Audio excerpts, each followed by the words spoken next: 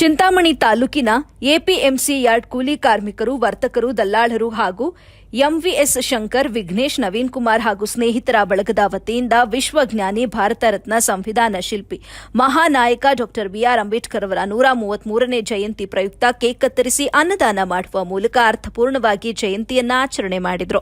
ಎಂವಿಎಸ್ ಮಂಡಿ ಮಾಲೀಕರಾದ ಶಂಕರ್ ಮಾತನಾಡಿ, ಕಳೆದ 10 ವರ್ಷಗಳಿಂದ ಬಾಬಾ ಸಾಹೇಬ್ ಅಂಬೇಡ್ಕರ್ ಅವರು ಹುಟ್ಟಿದ ದಿನದ ಅಂಗವಾಗಿ ಅನ್ನದಾನ ಕಾರ್ಯಕ್ರಮಗಳು ಸೇರಿದಂತೆ ವಿವಿಧ ಕಾರ್ಯಕ್ರಮಗಳನ್ನು ಮಾಡುತ್ತಾ ಬರುತ್ತಿದ್ದೇವೆ. ಅಂಬೇಡ್ಕರ್ ಗುಣಾತ್ಮಕ ಚಿಂತನೆಯ ಮಹಾನಾಯಕರು.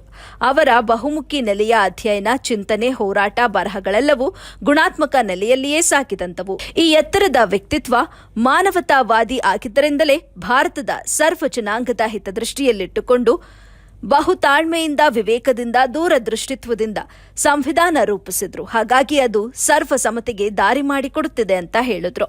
ಈ ಸಂದರ್ಭದಲ್ಲಿ MMS Srinivasa, KPC Chalanna, CNS Shankar, RSR Raju, Nandish, KPS Shankar, M Sudarshan, BNR Nagaraja, MMS Gopalanna, KNS Nandish, MLN Nagaraja, Ganga Bhavani Yamanna, SBT Venkatashamireddy, KBS Amjad, VK Satyanarayana, Obalesha ಸೇರಿದಂತೆ ಮತ್ತಿತರರು ಹಾಜರಿದ್ದರು.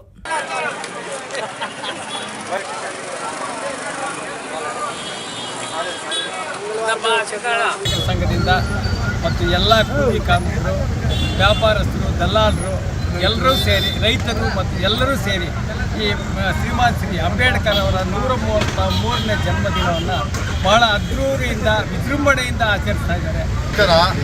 ಇವತ್ತು ಡಾಕ್ಟರ್ ಬಿ ಆರ್ ಅಂಬೇಡ್ಕರ್ 133ನೇ ಜಯಂತಿಯಿಂದ ನಮ್ಮ ಎಪಿಎಂಸಿ ದಲ್ಲಾಳರು, ವರ್ತಕರು ಹಾಗೂ ಕೂಲಿ ಕಾರ್ಮಿಕರು ಪ್ರತಿಯೊಬ್ಬರು ಸೇರಿ ಈ ಅಂಬೇಡ್ಕರ್ ಜಯಂತಿಯನ್ನು ಬಹಳ ಸಂತೋಷವಾಗಿ ಆಚರಣೆ ಮಾಡ್ತಾಯಿದ್ದೀವಿ. ಇದರಿಂದ ಪ್ರತಿಯೊಬ್ಬರು ಇದೇ ಥರ ಎಲ್ಲ ಕಡೆ